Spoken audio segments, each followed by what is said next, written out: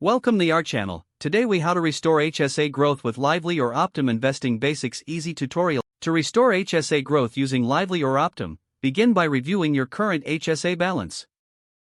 Log into your Lively or Optum account using your credentials. Navigate to the investment section of the platform.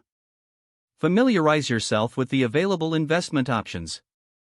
Consider your risk tolerance and investment goals.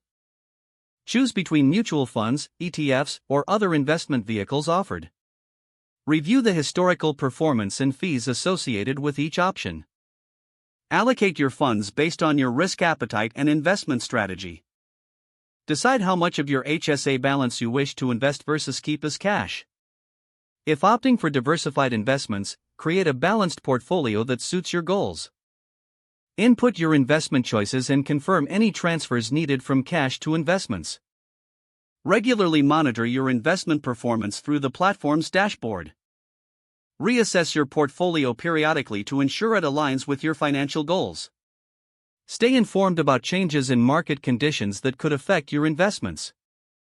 Consider rebalancing your portfolio to maintain your desired asset allocation.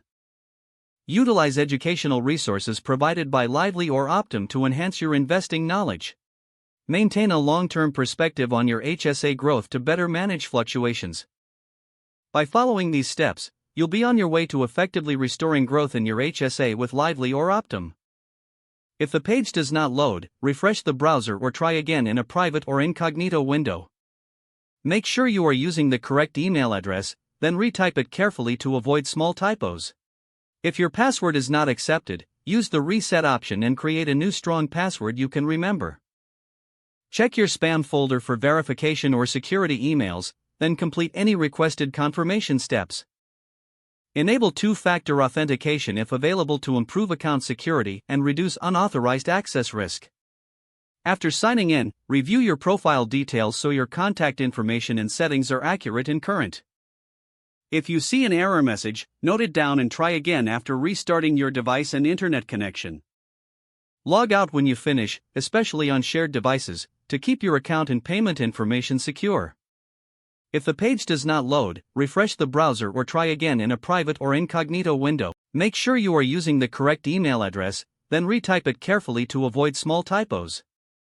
Don't forget to like this video and subscribe to our channel for more step-by-step tech guides.